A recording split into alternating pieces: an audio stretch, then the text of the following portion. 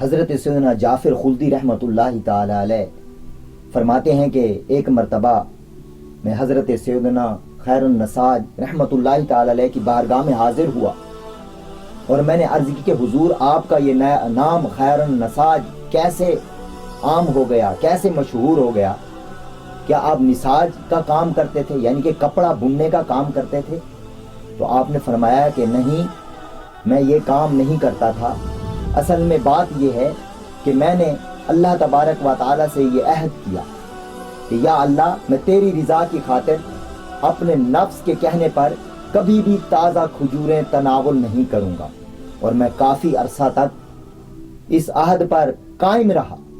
لیکن پھر ایک وقت آیا کہ میں اپنے نفس کی ہلا بازیوں میں پھنس کر عہد توڑ بیٹھا، اور میں نے جا کر تازہ کھجوریں خریدی اور ایک سائڈ پر بیٹھ کر جب میں انہیں کھانے لگا، ابھی ایک ہی کھجور کھائی تھی کہ سامنے ایک شخص نظر آیا جو کہ مجھے گھور گھور کر غصے کے ساتھ دیکھ رہا تھا۔ وہ میرے قریب آیا اور کہنے لگا، اے خیر، تو میرا غلام ہے، تو میرا بھاگا ہوا غلام ہے۔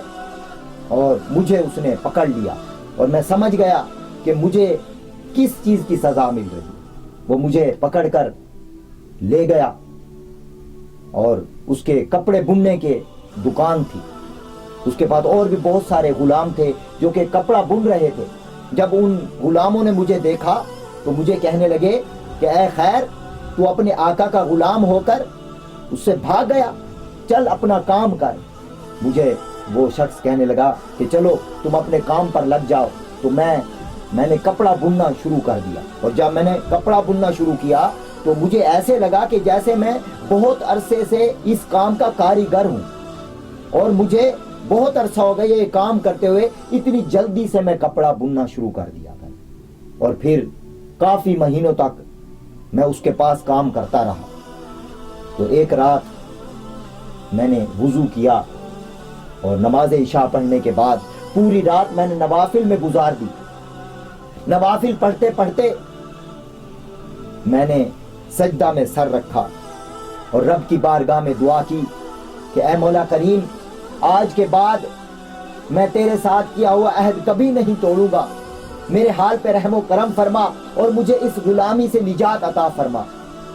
بس یہ دعا کرنی تھی۔ جب صبح ہوئی تو جب میں نے اپنے چہرے کو آئینے میں دیکھا تو میرا چہرہ پہلے جیسا نورانی ہو چکا تھا، کیونکہ اس نے مجھے اپنا غلام اس لیے کہا کہ ایک تو اس کے غلام کا نام بھی خیر تھا، اور دوسرا میرا رنگ تھوڑا چینج ہوا تھا، میرا رنگ بدلا ہوا تھا، جس کی وجہ سے وہ سمجھا کہ یہ میرا غلام ہے۔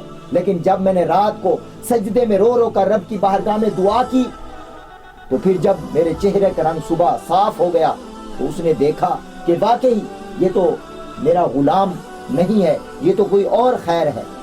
بس جب سے وہاں سے میں نکلا تو پھر پورے علاقے میں میرا نام یہ مشہور ہو گیا۔ مجھے لوگ صرف خیر نہیں کہتے تھے بلکہ خیر النساج کے نام سے مجھے پکارا کرتے تھے۔ اسی واقعہ کی وجہ سے جو ہے نا میں اس نام سے مشہور ہو گیا۔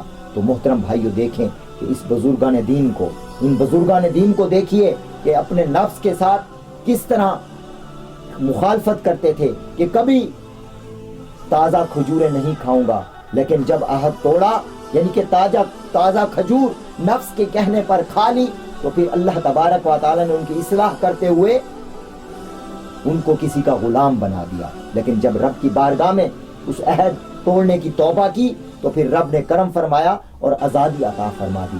تو ہمیں بھی سجدوں میں جا کر اللہ کی بارگاہ میں دعا کرنی چاہیے، کیونکہ جب بندہ سجدے میں ہوتا ہے تو رب کے بہت زیادہ قریب ہوتا ہے۔